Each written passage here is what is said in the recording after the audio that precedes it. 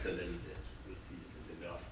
That's the title there. If you are interested in dynamic principal agent theory, which is what I'm going to talk about, you'll notice that it's almost the title of a very famous paper that was involved in a Nobel Prize a couple of years ago, Holmstrom and Milgrom 87. I only changed one word, and that is in their paper it says linearity, and that's my incremental contribution to the literature, replace one word in the title of a famous paper. It turns out that sort of the work involved in actually getting to the point where you're allowed to change that word, that's a little more than just typing it. And so I'm trying to convince you that my time was not completely wasted trying to do this, and that you can get something out of I hope I can convince you that you can get something out of changing a word like that. Work in progress still. I haven't touched this one for a while, so I wanted to use this opportunity here to sort of get myself restarted. There's plenty of room, in particular at the back end of the paper, in terms of thinking about crispening up the applications where I need to get some more feedback. So if you have something during the next hour and a half, so is it an hour and a half? Do you have these kind of gigs? Yeah. I know at Chicago it was always an hour and 20 minutes, but you never told anybody, so you made sure they ran out of time. So if you have something here or later or whatever, it's very much appreciated and useful for your project here. I'm sure there's something wrong with the math too, but I don't want to do about that. So that's the title. As I said, this is my sort of my working agenda these days here. I think it's kind of fitting because some people will go like, agency theory was never great, and others, it was always great, and all the other variations of that. That's it was always great, but I'm sort of a little bit worried about how if it's losing a little bit of influence. I'm trying to see if I can give it a little bit of help to hang in there as being an important part of, in particular, compensation research, in particular in accounting. So that's part of my motivation. I kind of I spend most of my time just doing theory papers. Every once in a while, I teamed up with people like Terry and try to do a bit of empirical work based on the theory stuff. I don't do theory stuff for the sake of doing theory. I do it because I'm kind of interested in explaining some real-world phenomena that I think are interesting. And so I kind of judge theories by their predictive ability and not necessarily by how much math is involved or something like that. And so I kind of view myself as somebody that thinks along the lines of Friedman's positivism in economic theory development, that you judge a theory based on whether or not it makes some meaningful predictions about the real world, right? And a good model is one that is simple and straightforward and does that first step there. It's the predictive ability that I care about. Models are all by definition unrealistic, so if you start sitting around fighting about which model is the most realistic, nobody's going to win here. And I think it has to end up being something that says something about something, right? And then it has to be falsifiable, that you gotta be able to sort of confront these models with rigorous empirical analysis and not just sort of casual empiricism or something like that. And you got to be able to find a way of sort of saying, does this thing actually really work in a variety of situations, in meaningful data set, and with using reasonable econometric techniques? And at the end of the day, if the theory keeps predicting something and you can't sort of get rid of it by test, that's a good theory. But on the other hand, of course, it's not good theory anymore if it starts sort of falling apart around the edges and the evidence doesn't really hang in there, or it goes this way and that way and stuff like that. and that's where I worry a little bit about the agency theory, and that's where the smiley face comes from. That I kind of think that the empirical evidence is not overwhelming, at least in some areas. You could get close to saying that some of this stuff has been falsified, and so then what do we do, right? And to me, it's sort of the implied dynamics of that is that you got to move on, right? I mean, once you have the rejectable predictions confronted with the data, you modify your theory if you can get it to predict better. In particular, if it doesn't really predict, then it's time to think about making it predict better, right? And so then you go around there, learn from this interactive process, and improve theories. And that's where I kind of think in accounting, and I'm going sort of extreme. I mean, obviously, I'm trying to make a point here, but I think in accounting, we haven't been very good at that. I think we've stuck with some models, in particular this linearity model that I talked about. It goes back to Holmstrom and Milgrom 87. It's a fantastic paper. I love it, you know. So I'm not sort of saying that there's something wrong with the paper, but the idea there isn't that you stop in 1987 and say, now we learned everything we need to learn. If you go and look at the data and it doesn't quite help you understand the data, what do you do to add to their brilliant paper to make it better, right?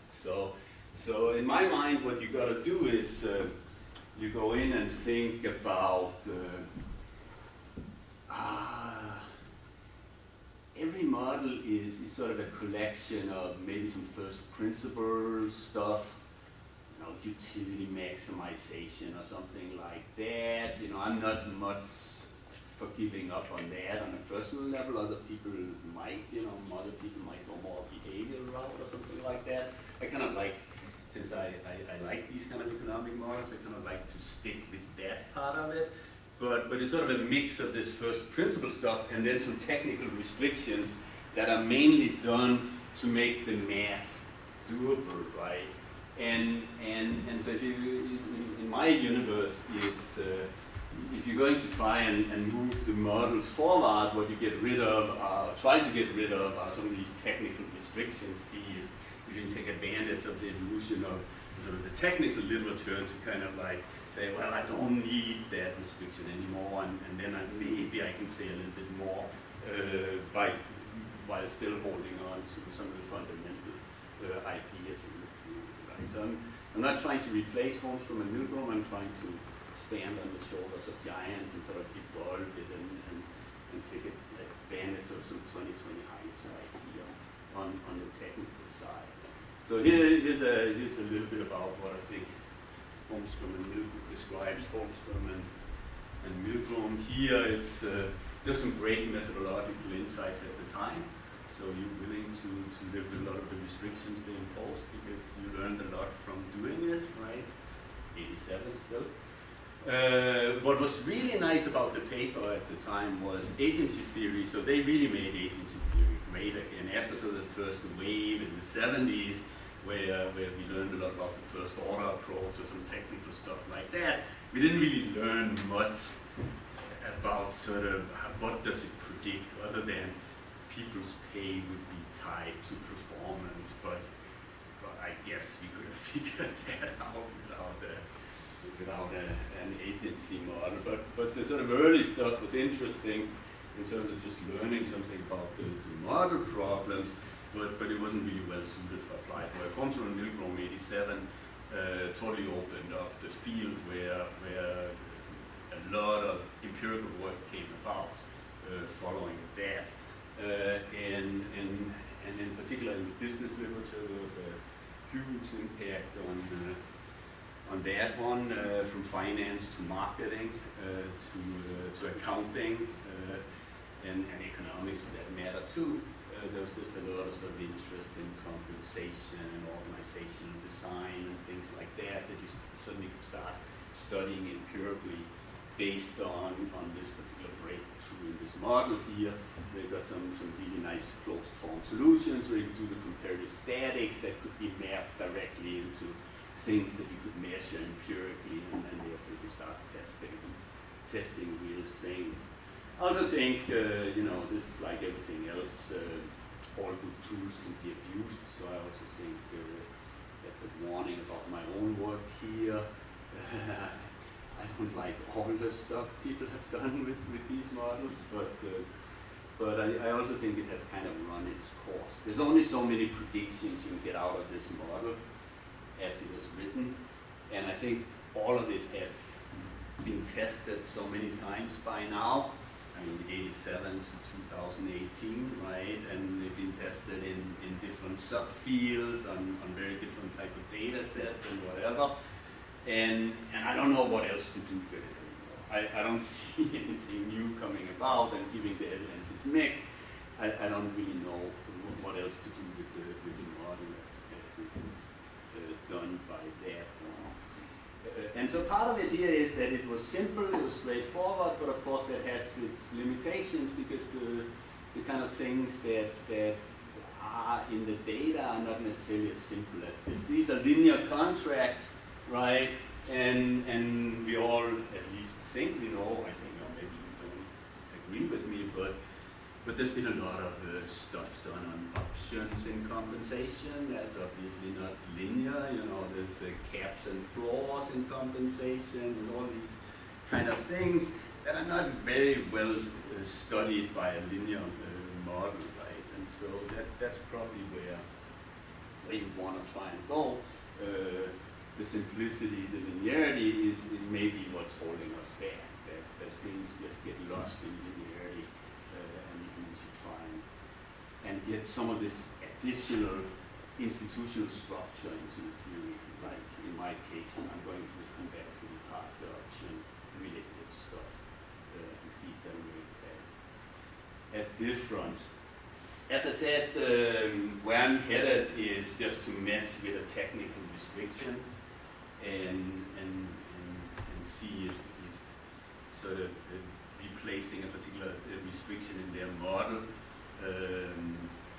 opens the model up for speaking more to sort of some more granular type of predictions about options versus stock versus base compensation, exactly how things like volatility of returns and things like that, marginal product, how could you measure it and how would you put that in a regression in a way that is not currently done because it's not really coming out of the model as it exists, and so I'll try and do things like that. But here's really, I'll give you some more detail. I'll basically give you some background on what they've done, and then it becomes pretty obvious what I've done after that. The clever thing about Holmstrom and Milgrom 87 was everybody up to that point was chasing simple models. So one period agency models, with an agent taking one type of action and one performance measure and all these things. Make it as simple as possible, simply because it turns out that these models become sort of technically difficult to hold together and actually utilize. So what they did was they said, and so the problem in all these models is the solutions are, even though you make all these simplifying assumptions about periods and players and measures and actions and all of that, the solutions look like crap, right? I mean, you can't really say what they're supposed to say. Most of the solution end up being sort of out of equilibrium concepts that don't have any empirical validity, like, what would happen if the agent did something the agent didn't do in equilibrium? Maybe we get creative and try and measure things that didn't happen, right? That is certainly some techniques to try and go after that, but it's not very useful to have theories about stuff that you have no measures of, right? And so what they did here was they said, instead of making simple models that have very complicated complicated solutions. What we're going to show you is that if you make the model very complicated, you get simple solutions.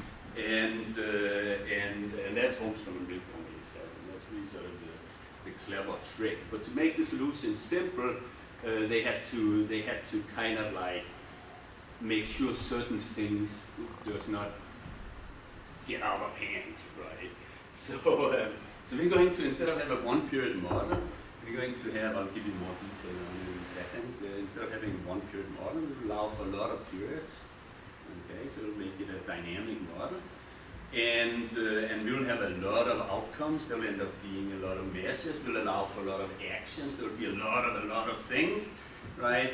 But what we want to do at the end of the day is, once we have all this richness here, we want the model to end up being such that in each and every sub-period, the optimal solution is the same. The agent end up doing the same over and over again, not by assumption, but because it's the optimal solution. And to get the agent to do the same over and over again, the compensation that you have to provide the agent in each and every sub-period also turns out to be identical. And so once you have this, so in essence, you end up allowing for a completely dynamic problem, but just you put a particular structure in there that make the solution actually static. Okay? And once you have this sequence of identical and independent agency problems, you can aggregate all these periods up, and you can use sort of like central limit theorems to get these. If you cut the outcomes in a particular, slice it in the right way, you get normal distributions. If you have a lot of IID distributions, then you get a lot of draws from, right? So you get something that's normally distributed in the end, which is simple to work with. It sort of fits the OLS universe pretty damn good. And you get these linear contracts, and so then suddenly you have something that's linear and normally distributed variables. That is OLS, right? And so, bam, then the theory is straight down the middle for empirical work. So that's what they want to do.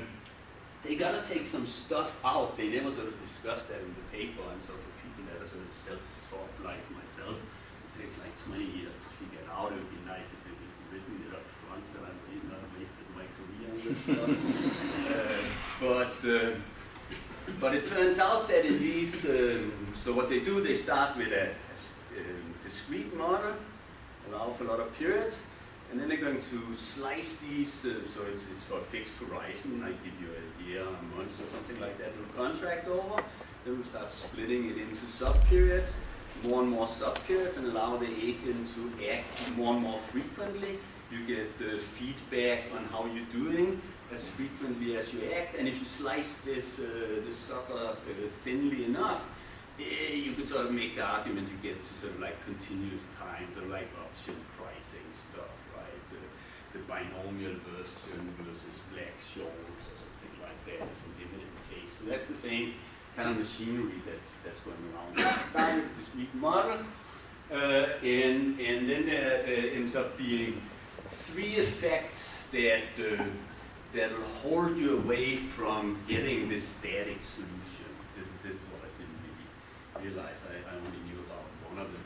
There's going to be what I label horizon effects here, that it actually matters how many periods that are left, generally speaking. Unless you do something to avoid this problem, the contract will change as you get closer and closer to the terminal date. We don't want that. So somehow you got to figure out how to make that go away.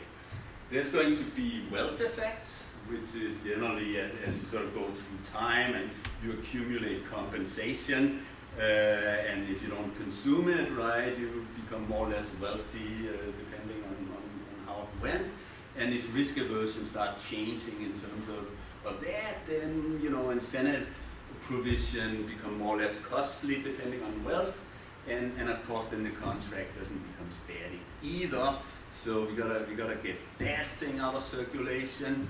And then the last one is one that I hadn't thought about at all.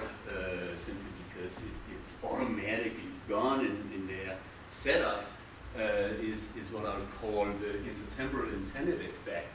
And what turns out to be the general case, not in their model, they got rid of it all in a very elegant way. I'll get back to it in just a second.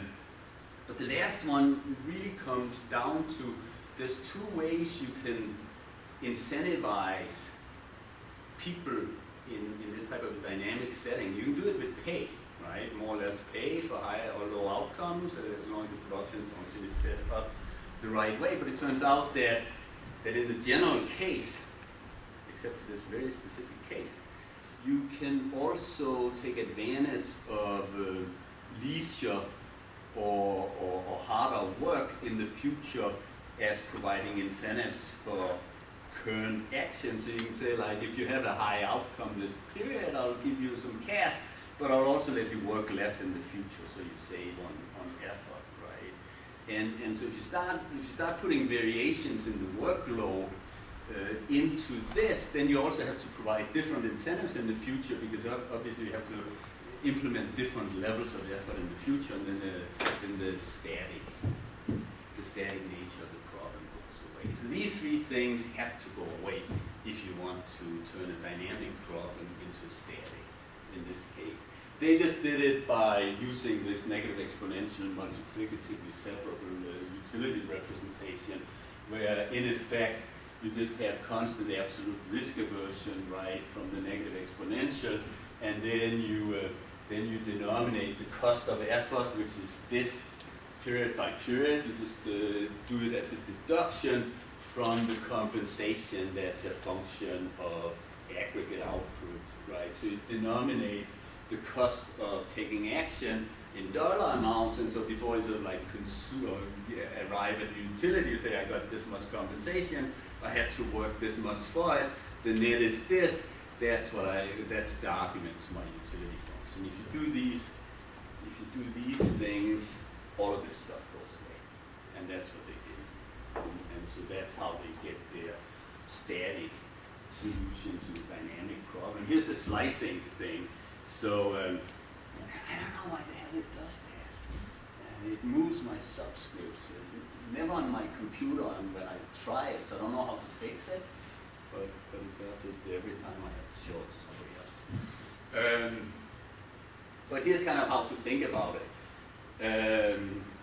Number of different cash flow levels, if you wanna call them that. That's my axis from x0 to xn. That comes from the Milgrom notation.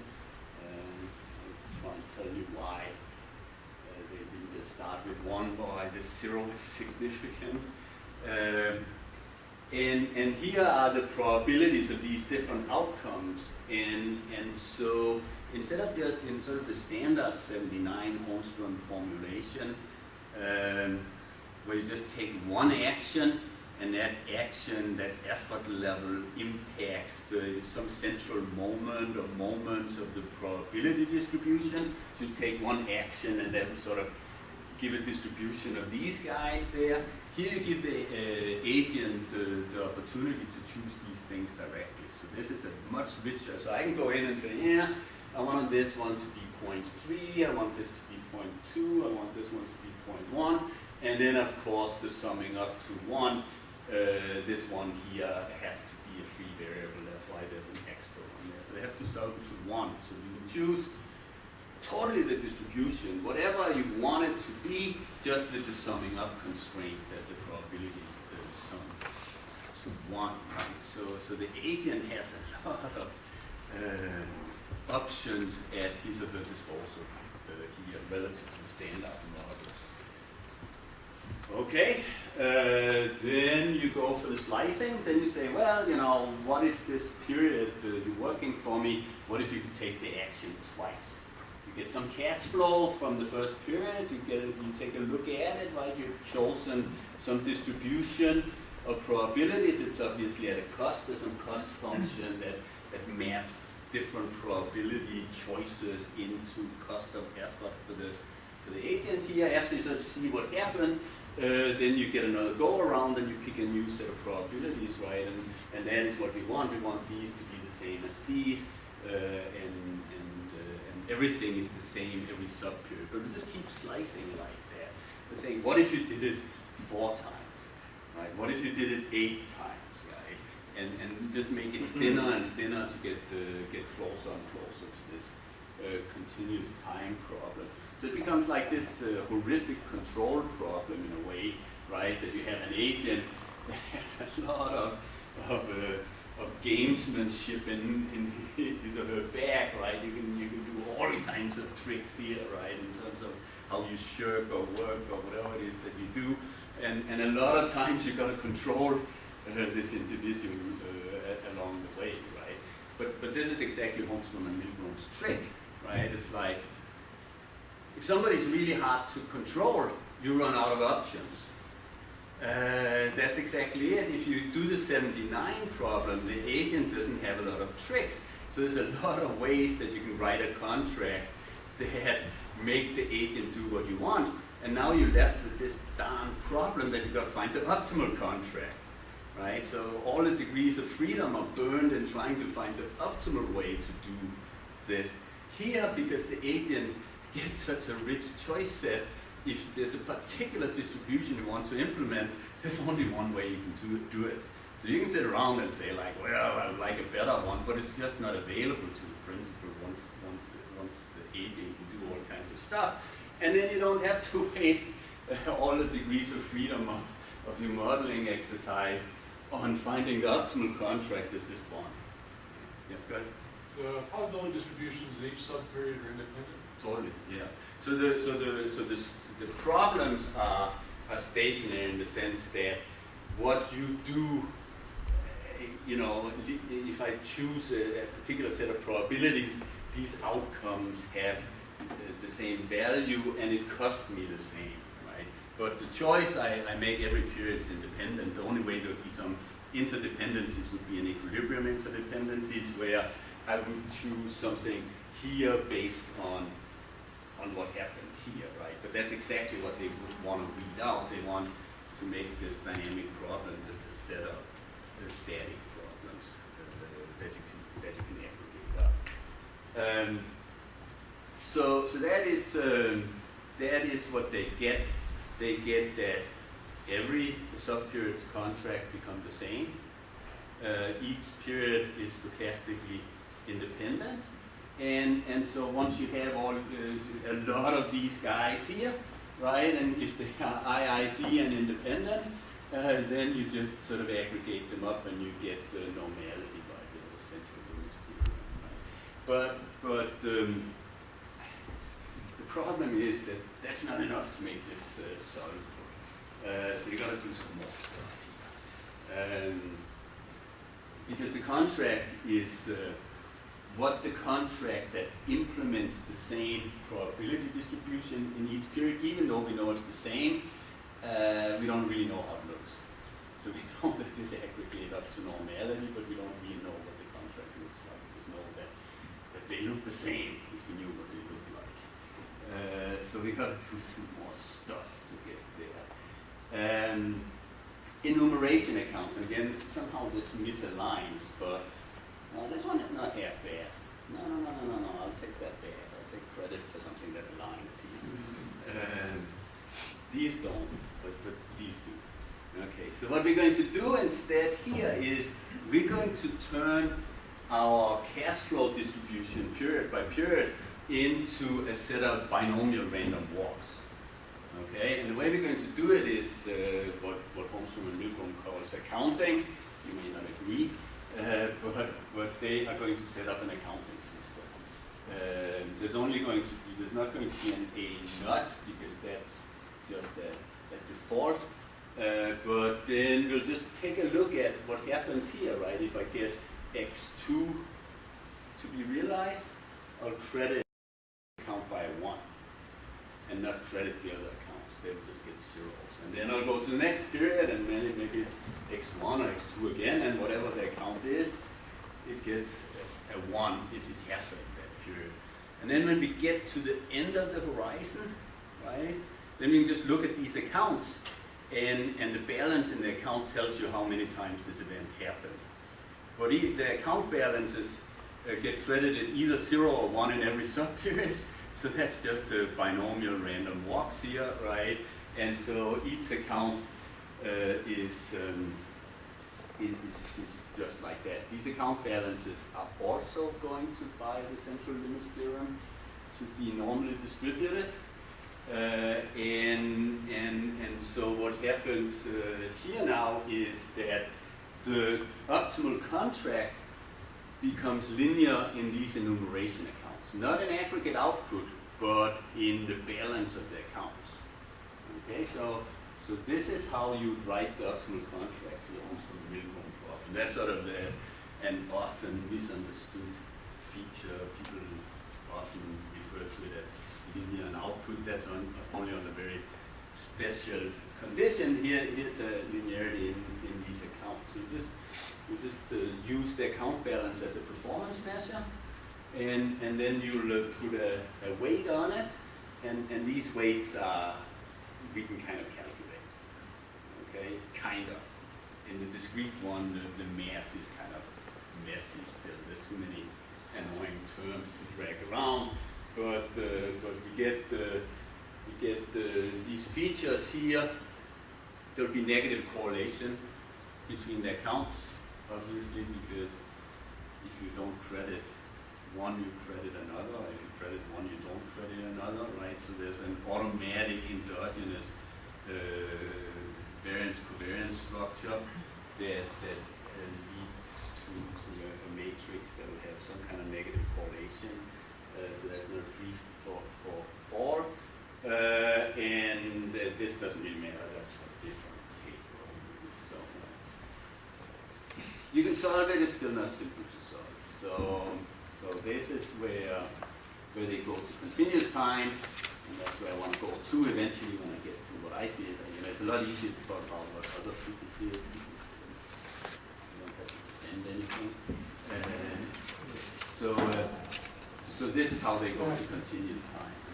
These are the classical professor, right? And then suddenly you get Einstein, something like that, right? And they just say trust us, you know. They're good about it. They're obviously clever guys, and they're not cheaters or anything like that. So, but they do the discrete part of the model, and then they say this is the precise model. And then they jump in a different section to this continuous time version, and they say, yeah, in the limit it's probably something like that. But we acknowledge that our continuous time version of the model is just an approximation. So then, of course, part of your empirical issue can be how good is this approximation? Like maybe some of the lack of empirical power could be that the approximation is not particularly good, but that's something we can get back to. But once you go to the Brownian approximation, everything is continuous. You can take derivatives of this if you know some of this continuous time finance type of stuff, right? I mean, all the tools are there, so you can sort of mess around with it and find solutions. So everything is in a way the same, except, I should mention that this is part of why it's an approximation. Remember, I said the variance-covariance matrix. Originally, you had the negative correlation between these account balances, and the correlation was endogenous. Once they go to the Brownian approximation, they impose an exogenous variance-covariance matrix, and that's a little bit of a problem because a lot of the empirical work has been done on the nature of this matrix, right? And that is another restriction that wasn't part of the fundamental model. So it's not really predicted by the correct model. It's a feature of the approximation. So that's something to worry about. But if you do it, as simple as quotation marks, because you can read the paper yourself. But it's solvable, and the solution at least is simple. Maybe not. It's not simple to solve it. That's a different issue. So that's what they get, right? And they get all of this. You'll just call, now you're done with calling these accounts.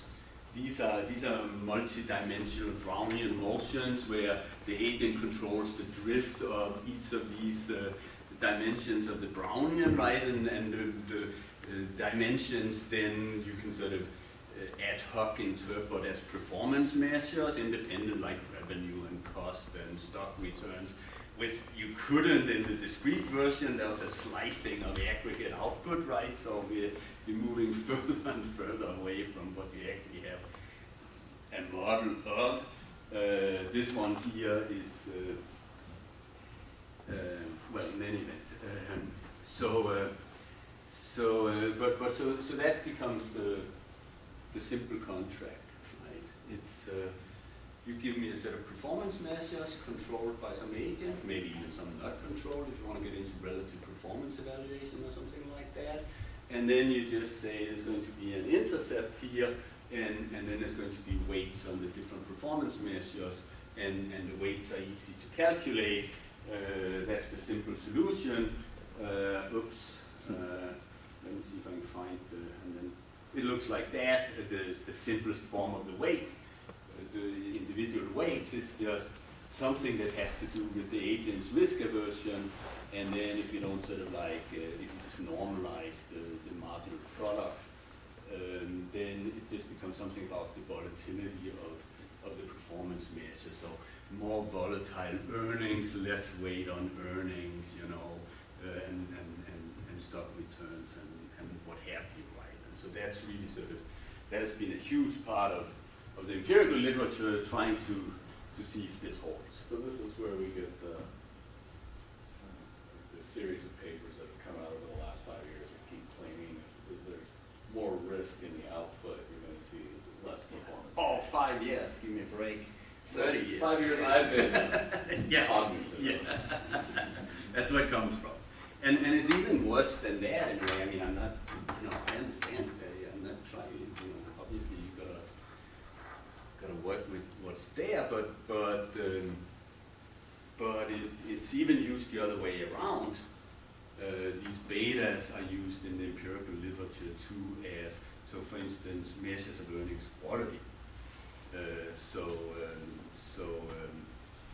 you run the, so there's not a lot of evidence of this.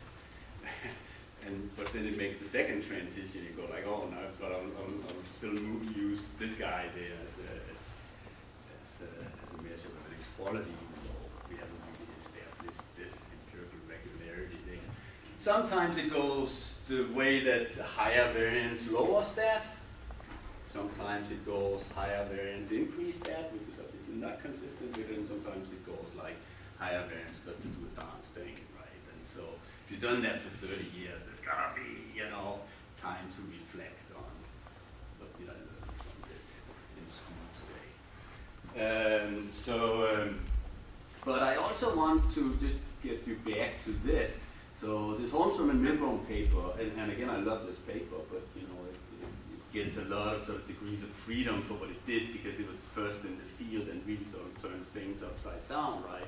And people have, I think, in many ways read it as the final word, and everything is just, you know, beyond criticism or debate or something like that. So they go to the application part, you know, so what do you get out of this stuff? What should you think about empirically with our Brownian results that are an approximation that is sort of iffy in the first place, right? And so they have this great paragraph. I love it. It's the first paragraph in the application setting section. And it basically sort of spells out, you know, it's basically one huge warning label. It's kind of like buying a pack of cigarettes, right? I mean, you know, if you do this, you're going to die, right? And they're very good at saying it. I mean, they obviously say, well, you know, if you do this, you can sort of look at this with an ad hoc restriction that the contracts are linear, and then they say it's convenient, and then we'll give you some examples of when this might be appropriate, right? But I don't know if that's totally obvious, but they do say here that maybe you shouldn't do this at home without adult supervision or something like that, right? I think that's what that sentence means right there. And it says this, it requires some restrictive, as a bless you, assumptions on restricted assumptions on the information and production technologies, and then in particular it's this issue with the agent not being able to privately control the covariance process, which is an integral feature of the underlying discrete model that the agent can do that, right? So you sort of gotta leave all the real theory behind if you wanna read the rest of this section. And then they have some examples of exactly what I said. So the agent can, I pick my vector of P, but I can't control the covariance. Yeah. Okay. Yeah, because we went to the Brownian, so forget about the P's, you know, this drift of Brownian, multi-dimensional Brownian processes, right? So this is one of the key predictions they have in this application section there, right?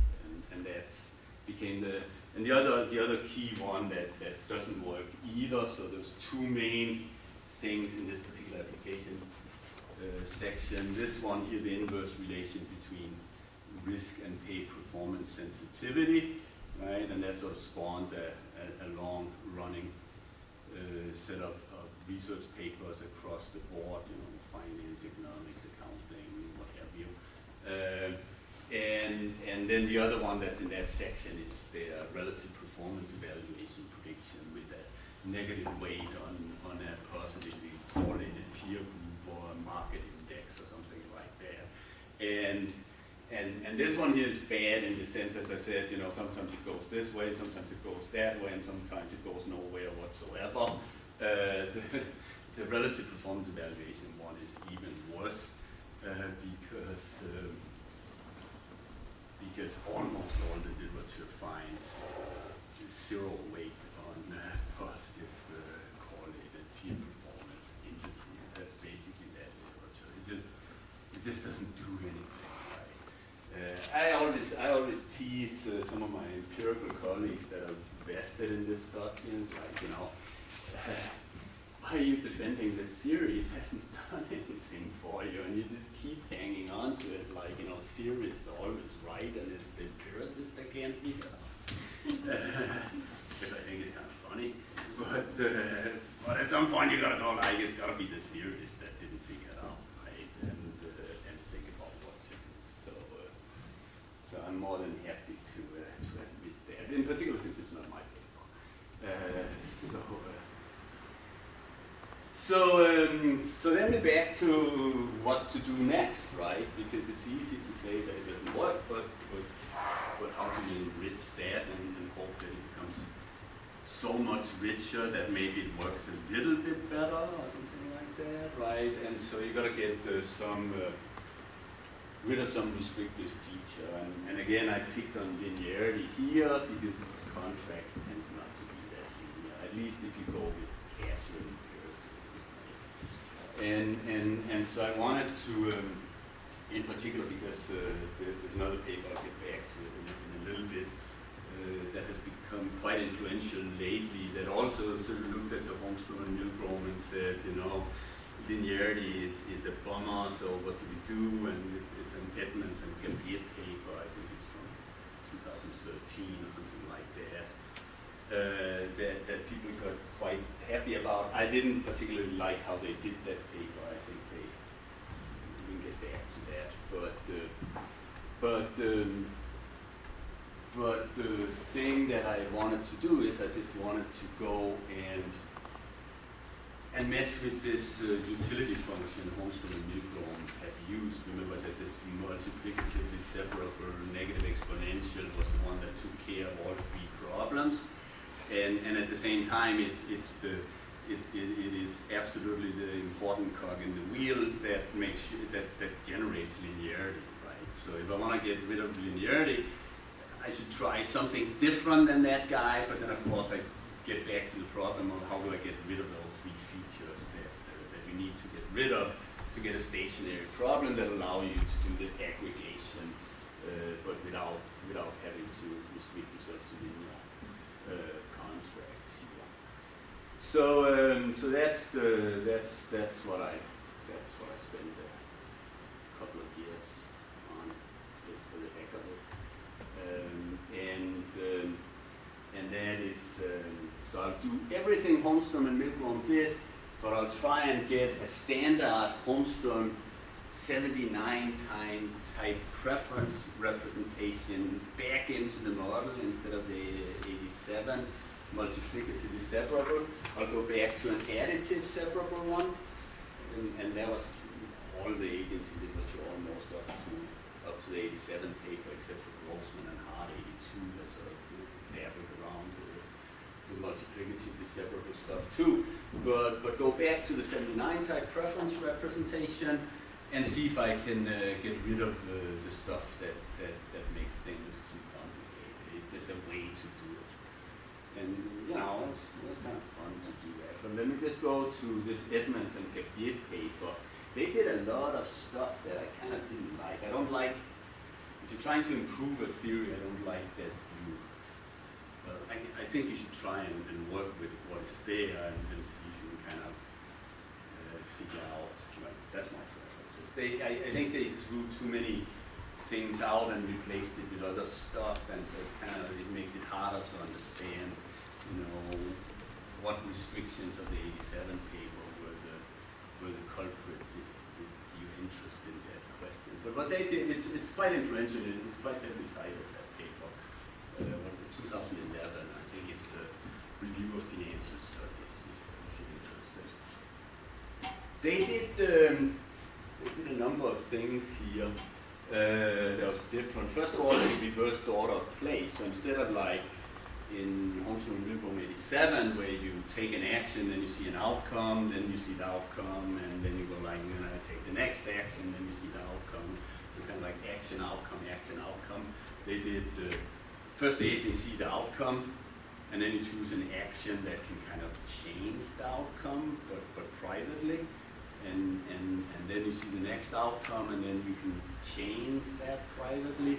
And so they say once you get into the dynamics, right, I mean, there will always be an action following an outcome, so it kind of ends up looking the same. It's more sort of like the first one, where it was outcome first, and I don't understand for the life of me why they did this, because what they have to do to make that work is now they have to start imposing restrictions on what the corruption function can be. The beauty of Holmström and Milgrom was that you could choose anything you wanted to, right? No matter what you do with these P's that you choose, and in the end it all ends up aggregating up to the normal distribution, right? But you can try the best to your abilities to like pick the properties of what these aggregate normals are.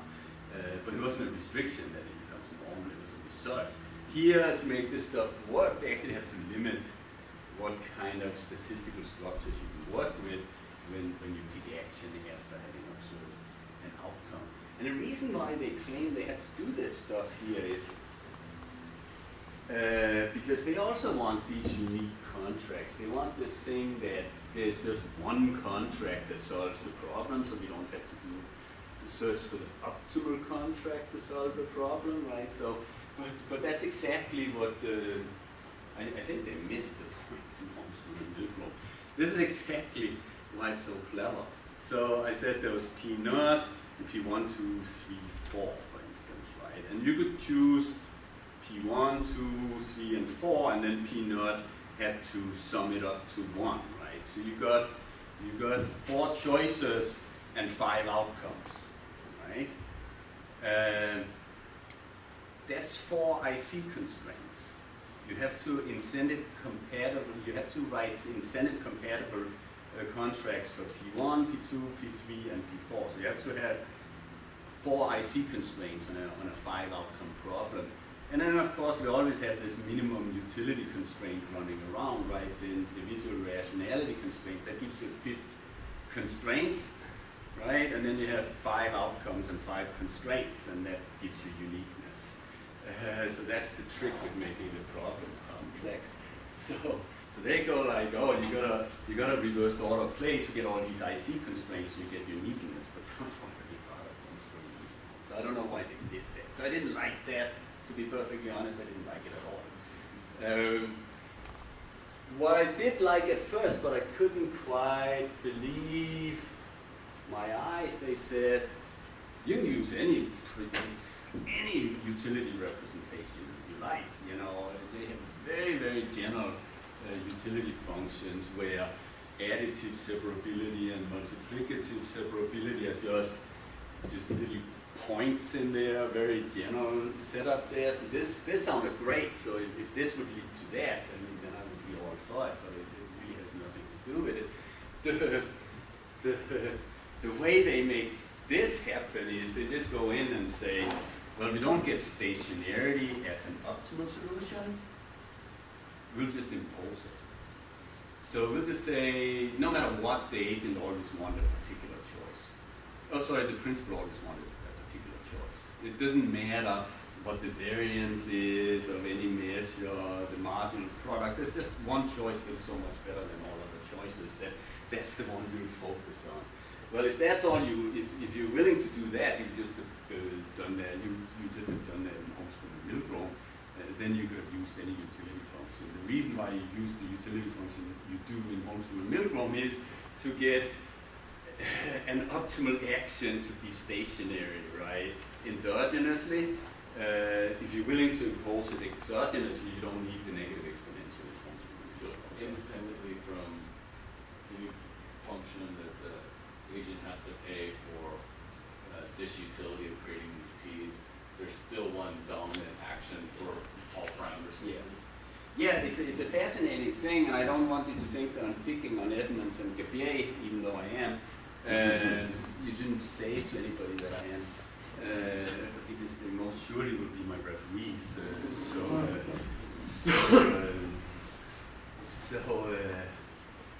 Yeah, I think it's theorem 3 in their paper that says something like, if one action is always so much better than other actions that you always want to choose it, then you choose it. I call it an assumption, but it is a theorem in the paper. It's called the maximum effort principle or something like that.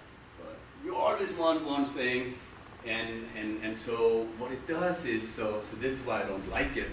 You know, the whole thing that we were after with Holmstrom and Milgrom was to get some freaking comparative statics for once, right? And once you sort of lock an action in place, you know, the comparative statics get kind of weird because, you know, you don't ever change how much you produce no matter what happens to the performance measures or anything like that. So I didn't like that, but what they do get, I mean, if you're willing to swallow all these things that I just talked about here, then you can get any kind of non-linearity you want. So they do, I mean, if you can go down this road with good conscience, then you get a lot of room for thinking about weird shapes on the optimal contracts. We have many options of sort of concave, convex, you can get whatever you want. Right. Okay, so this one here is, as I said, I'm going to find some alternative to, I'll do Holmstrom and Milgrom. The only thing I'll do is I'll substitute out the utility function. And then I'll go and search and see if anything exists, any assumptions exist that allow me to not impose this maximum effort principle or something, whatever it's called, so I can get endogeneity of everything, right? And at the same time eliminates these things that are ruining the stationarity of the problem. So that's what the rest of the paper is until the application section. That's a search for stuff that will replace their preference. And what you get once you're done is you also get tractability and non-linearity, but not like Edmonds and Gabier. I get a very specific form of non-linearity. I get a contract that's a three-piece contract, a constant piece like cash salary or something like that, a linear piece in output, which is like a stock kind of thing, and then a convex piece that's kind of like an option piece, and they're nicely added together. So you think of the contract as having these 3 components, and you do sort of comparing statics on what determines how many options versus how many shares and how much cash compensation like that. So I don't get as as many degrees of freedom here as Edmonds and KPA, but I do get endogeneity of effort, so I get everything Holmstrom and Milgrom gets, except I add that convex component to their contract. This will probably bore you out of your mind, but this is back to. I want to do this. I want to do this right. And am I running out of time? Oh, then I'm running out of material. One or the other.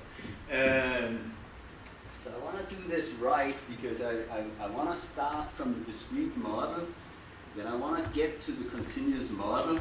I don't want to have miracles involved in it. So I gotta sort of find a way of getting the continuous model from the discrete model, and I don't want to change the interpretation of the variables in the discrete model when I go to the limiting case. So it has to mean the same across the board. And I get some help from a paper that came out in 2002. So I didn't invent very much here, just applied it. But so to get that, I cannot have all these different outcomes. I have to, instead of having a multinomial random walk with x0, x1, x2, x3, I have to limit myself to a binomial random walk up front. That's the only way to get rid of these enumeration accounts and go straight to aggregate output as the contracting variable. So it'll be like a Cox-Ross-Rubinstein type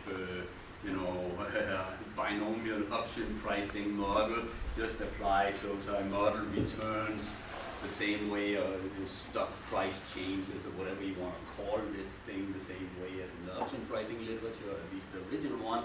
And then I want to make the connection to the Black-Scholes version of it and make sure that everything happens orderly and the transition doesn't change the interpretation of anything. So there's just going to be two outcomes here. You can see this P naught and here it says N, but there will only be P naught and P1. So probability of the low out of 0 in every period, and negative returns, and probability of positive returns, and that's all it is. So simple version of this, then you can think about it as the evolution of stock prices or something like that. I'll have to have a profit function that, so x is in my case something like observed returns, but I have to make this model work, I have to admit to that. I have to play with, this is actually also straight out of Holmstrom and Milgrom. So it could also, x could also be earnings, accounting earnings for that. So you don't have to do it in returns. But there's going to be a profit function that the true underlying profit is not necessarily observed. So what you get to observe and contract on is some measure that's correlated with the true profit, but just like periodic earnings or the balance sheet might not be the true value, or the changes may not be the true value created. I have to have that to make my model work. This is lifted out of Holmstrom and Milgrom. They set the model up like that too. They just don't do anything. It's not important to them. It is important to me, so I have to, at least in that side of things. And then, as I said, the agent's preferences is utility for consumption minus some cost of choosing the probability of the high outcome. The more you want the high outcome, the more costly it is to you, right, in a probabilistic way. So here's what turns out to be funny. Maybe you all knew this. I didn't, but I'm behind on all fronts here. So this was these constant absolute risk aversion in cash space. So here you have cash compensation, right, and here you have utility. And if you want constant absolute risk aversion, you want something along the lines that if you have a lottery here, right, at low cash, expected cash levels, then if it's 50-50, this is how much less you could pay for the certainty outcome, right? right? And then you move the same lottery up here, right? Then this distance there has to be the same, and so even though this distance go down, right? If you just make this curve behave nicely, this distance is the same as this distance is the same as, you know, as you go further out. And that you just go and check that is, of course, the negative exponential function. Don't get the intersect. This is not zero because it's negative exponential. But anyway, this is an actual negative exponential curve that I tried, so I worked hard on this presentation. Okay, so this has to be the reason why you need this in Holmstrom and Milgrom, this negative exponential, is so remember when I should put it up here, but you took the utility of compensation minus cost of effort, right? You deducted the cost of effort before you took the utility, right? So cost of effort was denominated, the currency was CAS, right? You deduct it from a CAS amount, right? And then you take the utility of the net, right? So with that, it works. So you gotta get this risk neutrality in CAS space to make Holmstrom and Milgrom work.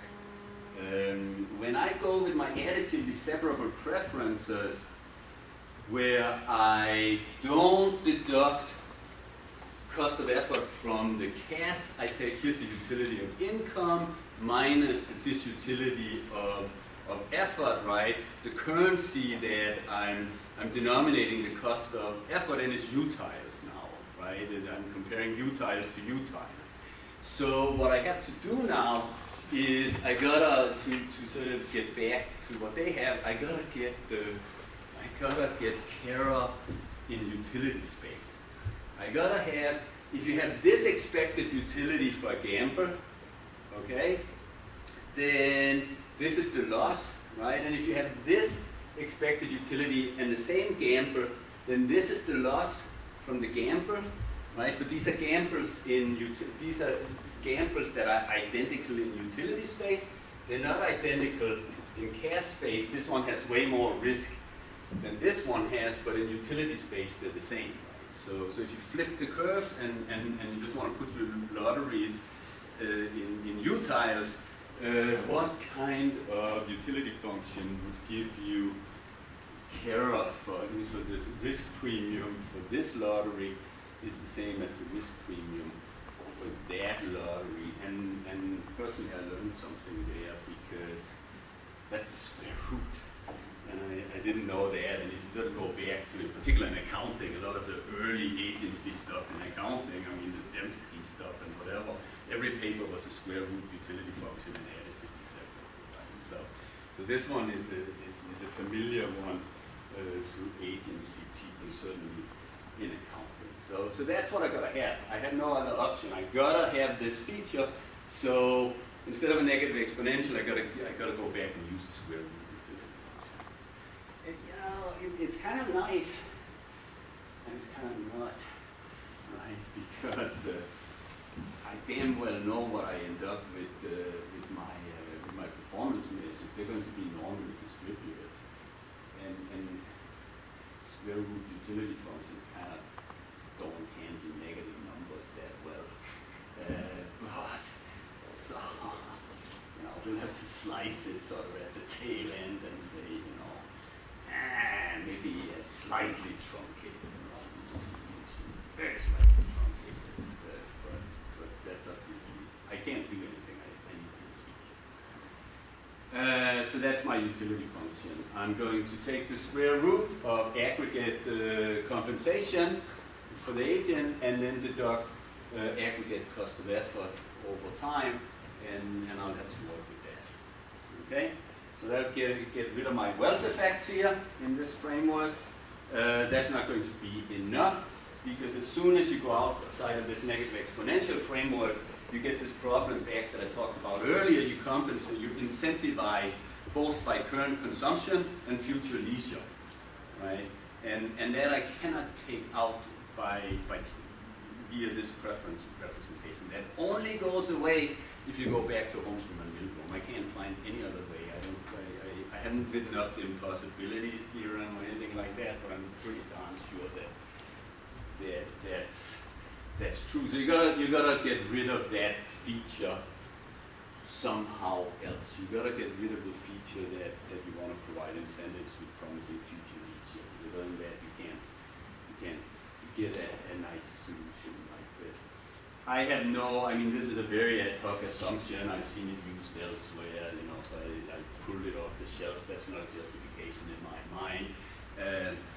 If you somehow, and here's it's sort of a little over, I want to work more on that, so don't get mad at me just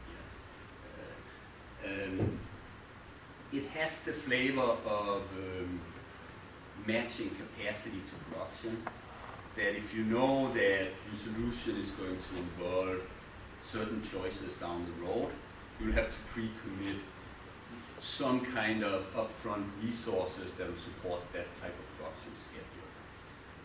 I'm still allowed to decide, this period I will work this hard, and next period I want you to work this hard, and then this hard and that hard, but there will have to be a match between the production technology I invest in upfront and the kind of schedule I want you to follow along the way.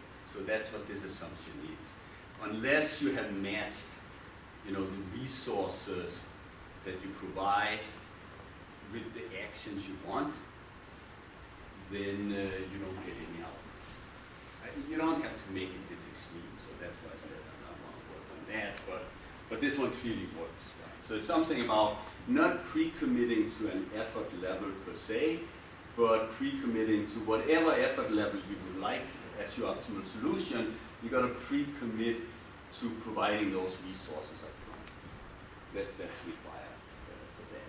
That's the only way, and this is not the only way, but you got to do something like this to get rid of that effect. It doesn't have to be like that. It's like you build a factory this big, right? You can't get capacity that high, right? And so something about sticky capacity or something like that.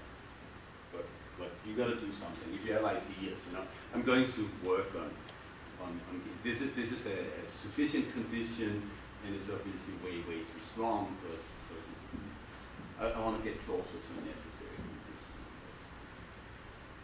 condition. If you have to do that, if you have to once you've decided what production schedule you want, if you have to at time 0 make sure that the capacity is available to implement that production schedule, the optimal solution here again becomes Holmstrom and Milgrom. You pick the same production schedule every period, and the optimal contract also becomes the same every period, and in particular it becomes linear in the performance measure, whether it's accounting or the stock price changes or something like that, so it becomes linear in that. But remember, I compensated for cost of effort that was measured in utiles, so the contract is not linear in cash space, it's linear in utility space.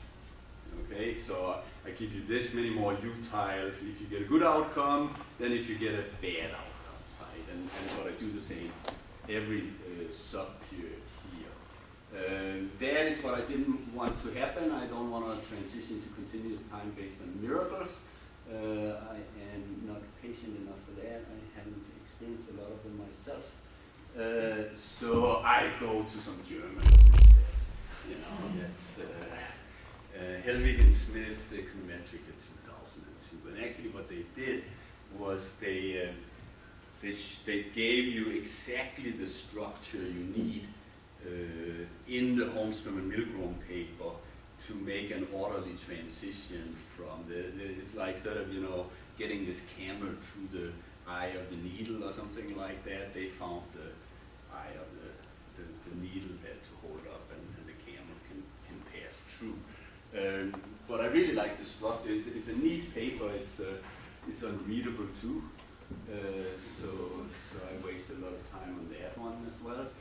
But eventually you kind of get there, I guess.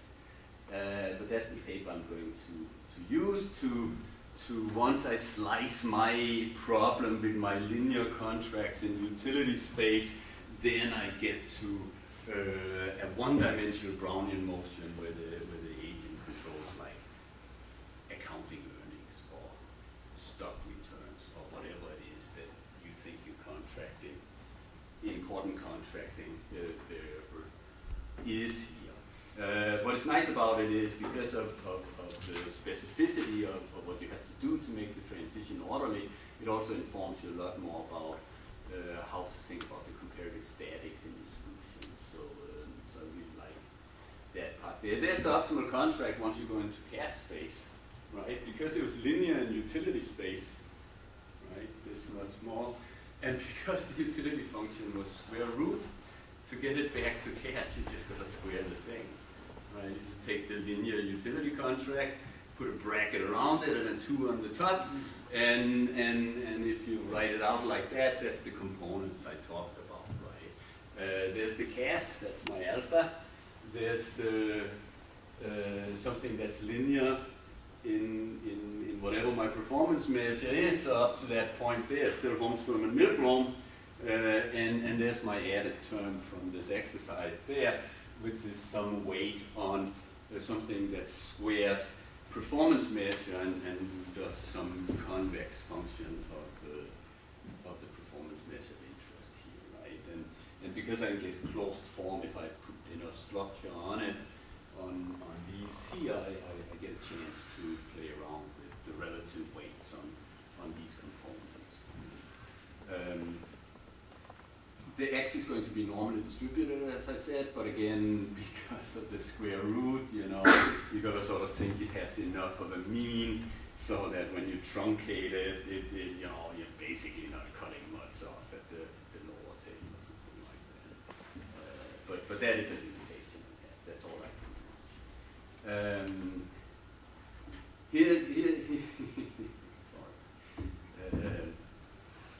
Here's some of the stuff that you have to do in Helbig and Smith. This is what you have to do. You have to take the length of the period, and then you're going to split it into m subperiods. And each of those are the same length, and that we'll call delta here. And in each subperiod, we do this choice, probability of a 1 versus a probability of a 0, right? So that's what the agent is choosing, the probability of getting a 1, which you just plug the subscript on. What has to be true to get the transition from the discrete model to the continuous model is that if you don't do anything, the probability of 0 cannot be 1. So the probability of 1 always has to be positive. So you don't do anything, it has to be something, it has to be there in Helbig and Smith notation. And then productivity. So this is a base probability, and all you can do as an agent is for a high outcome, all you can do as an agent is add some more probability all the way up to 1. Right? But you can't go below that. If it goes below that, the whole model falls apart.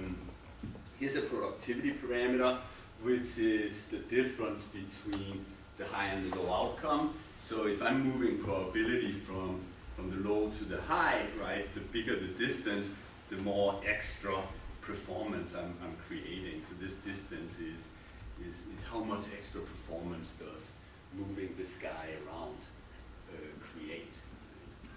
Yeah, this is so then I'm not going to talk too much about this. But this is how do I take these outcomes and rescale them as I slice, you know? So you could have, like, if I can only act one cash flow, for instance, if it's cash flow, could be 1 or 0, right? But now I want to split it into 2 subperiods, then it can't be 1 and 0 in each subperiod, because then it becomes 2, 1 or 0, right? Then I change the production function. Then an action generator 2 sometimes where it could only generate a 1 if I only acted once, right? And so you need to make sure that once we change how frequently you get to sort of change your mind, it doesn't change how much you can produce.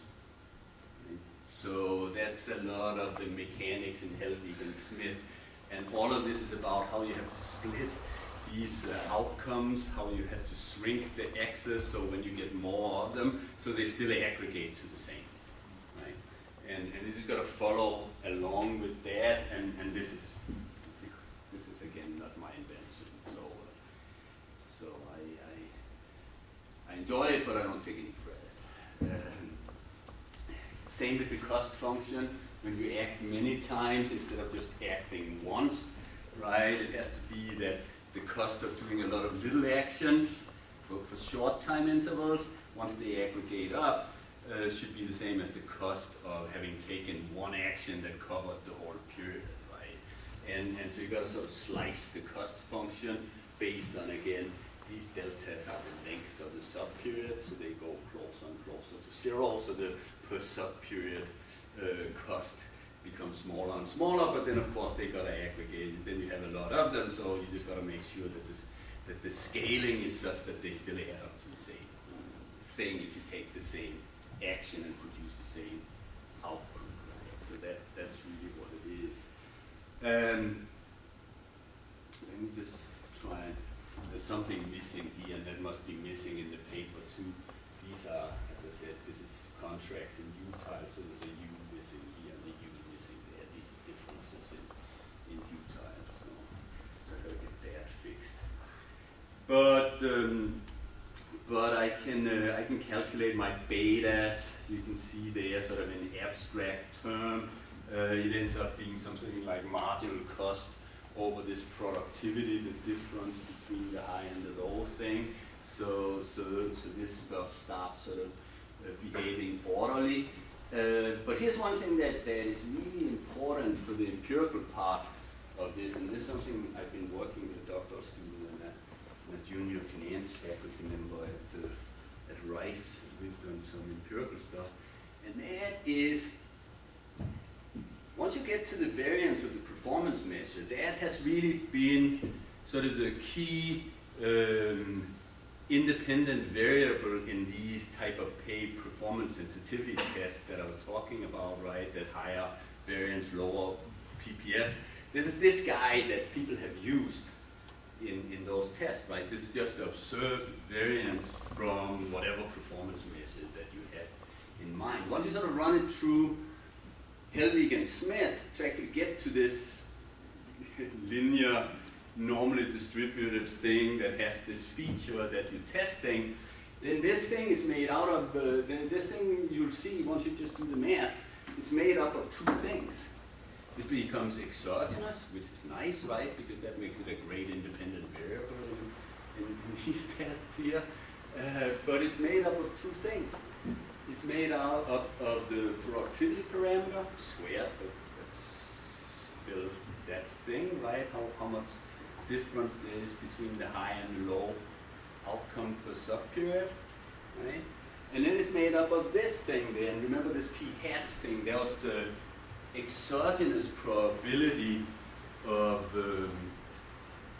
so if you don't work, this was the exogenous probability of a high outcome, right? So this is the full shirking probability of a high outcome. It's not the equilibrium probability of a high outcome, it's this exogenous thing. But these things are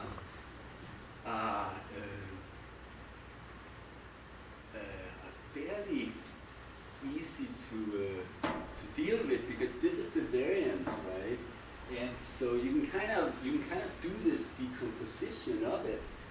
So this thing is observed, and to some extent, this thing is too, because p hat is the probability of a high outcome. And so if you just look at, for instance, returns over time, you can just start counting positive returns and negative returns. And so you can get an estimate on these p hats here according to Helvig and Smith. And so what you can do with that is you can back this guy out. Right? If you can observe that one and that one is a frequency part of it, then you can back the marginal product out of these things. And those are obviously things that, generally speaking, people take as as unobserved and sort of ceteris paribus, randomly distributed or something like that. But here you get a chance to actually get a handle on what marginal product is in these models. Yeah, go ahead. I have a question about the empirical literature and also how it relates to a model. When performance measures are volatile, could that be situations where the agent has potential to have a bigger impact, and so that's why you will Yes, have more of a... That's exactly what it is. Is that what you're That's saying? this guy there, because this adds to observed volatility, right? It's sort of like a standard binomial thing. It shouldn't come as a shock that the variance of a binomial distribution is that, right? And then if it's not 0, 1, but 0, 10, then you got to scale it by the difference 10 minus 0 squared, right? And so this is the part of the volatility that's the marginal product. If there's a lot of volatility, you can have a higher impact, right? Potentially. It could come from this sort of fundamental volatility, as I would call it, or it could come from this, the potential that you have to actually influence the outcomes here. So is that term something that's new in your model that was not in the Holmstrom and Milgram? Yeah. Well, I said yes, but I gotta quickly get out of legal trouble here. It's not in Holmstrom and Milgram, but it's in Helvig and Smith. You can read Helvig and, or you're probably much smarter than I am, but you can read Helvig and Smith a lot of times and not find it, but trust me, it's in there. You gotta rewrite Helvig and Smith as a binomial, the binomial version of Helvig and Smith, then you see it clearly. But they do it as a multinomial, and then it becomes really obscure that it's in there, right? But that becomes really important for did you have an extra question on that? Just to follow, Mike, can you give us some intuition for why this term is in your model and not in theirs? I mean, what change you made that got this term to come in? Oh, I just used the machinery of Helvig and Smith to do to how you rescale the variables when you go shorter and shorter horizons, and you want to get a lot of subperiods in there, and you don't change what can effort do, what is the cost of effort, all those things have to be independent of how many slices you have. So it's a very mechanical thing that it's just if you want the feature of the so it's a good question. If you want the feature of the model in Holmstrom and Milgram, that once you get to continuous time and these Brownian models, that the covariance matrix is independent of the agent's choice, and that is what happens in their continuous part, but it's not present in their discrete part. What Helvig and Smith shows is you can get this feature in the limit. You can have a discrete model where the variance-covariance matrix depends on the agent's choice, but once you slice it finely enough and you arrive at the limit, then the variance-covariance matrix, by magic, some voodoo potentially, but no, it's math actually in this case, then the variance-covariance matrix becomes independent of the agent's choice. And the only way you can make it happen is to have this exogenous parameter in there, and then the total observed variance of output is going to be those two pieces there. It's just mechanics. I mean, that's the only way you can make the variance-covariance matrix independent. All I did was I just took their slicing machinery, how they rescale it, and introduce it directly into my rewrite of the Holmstrom and Milgram, and solved with the 2020 hindsight of this 2002 paper. And then again, this result is not mine. This is in Helvig and Smith. It has been buried in there as an econometric paper that wasn't at all intended to address any empirical questions. So nobody has really sort of like picked up on that particular feature. It was purely written to address how do you get from the discrete model in Holmstrom and Milgram to the continuous model and back again. So once you look at the continuous solution, it's actually the solution to the correct model, which is the discrete model. That's what this paper is written for, and the mechanics of it is like that.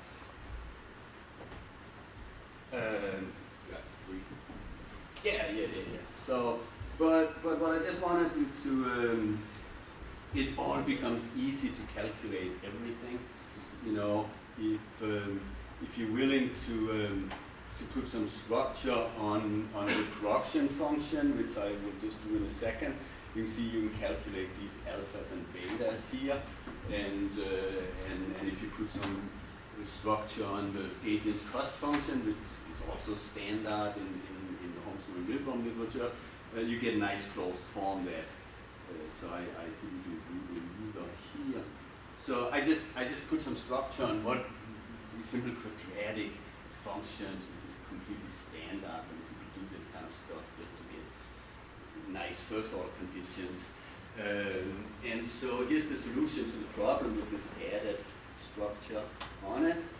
Here's the choice. I made some, I thought this was funny with the triangles that turned upside down, so it means something completely different. But this is the extra probability the agent adds, so this is over and above p hat, the exogenous one. This is the extra expected profit that comes from the agent's effort over the horizon. This is the beta associated with these extra amounts, how much of this beta you gotta load up on the agent to get him or her to do that stuff. And here's this alpha part. And so I can calculate all of those and obviously do comparative statics and all of that. But here's what I really wanted you to pay attention to. This sigma hat here, that is the p hat times 1 minus p hat, right? That's one part of the variance. This kappa squared here was the other part of the variance. As I said before, in the empirical literature, they look at the product of those two as the independent variable. But you can see the two components operate exactly opposite in these terms. So a higher kappa, higher beta, a higher p hat minus times 1 minus p hat, a lower beta, and so forth. So if you sort of think about it, right, if you have very inconsistent results in the empirical literature, sometimes the higher variance could be due to kappa, in which case you would expect higher betas, and sometimes it could be due to this, in which case you would expect lower betas, right? And so now at least you get a chance to go and get estimates of these things and see if you can tease out, if once you decompose the variance in its components, does that explain why you don't get consistent results, right? And so it's pretty straightforward. It's not particularly, I mean, you may think it's contrived, but I haven't done much, right? I just stole everybody else's work, including somebody that invented the square root and used that. And so you can get this one, I'm not going to talk, you get the same K-performance sensitivity predictions on this one, but you get the opposite one on the kappa one. So there's no prediction on actual variance, so that's consistent with the literature as well. And then I just wanted to say a little bit, yeah, I don't have time to give details on this. And this is where the paper is sloppy, so where I need to spend some more time on making these predictions crisper. But what I kind of get, and I hope to get it much more precisely, is if you have situations, managers or industries with high productivity parameters in terms of this kappa, you end up going more with convexity, so there will be options in high productivity type of industries. And once you get closer to lower bound productivity, what you can have in this model, you go linear or more on just the cash part of things. So convexity should be related to productivity, like, I don't know, Silicon Valley or something like that. Whereas if you are into utilities or whatever, right, maybe you go more cash and much less options. So it gets these kind of, and there's a bunch of them, but they're just not very crisp yet. So in any event, if you have ideas or thoughts or something that you thought I should take a look at once I get back to it, I will. Thank you very much for sitting through this. I really appreciate the kind attention and the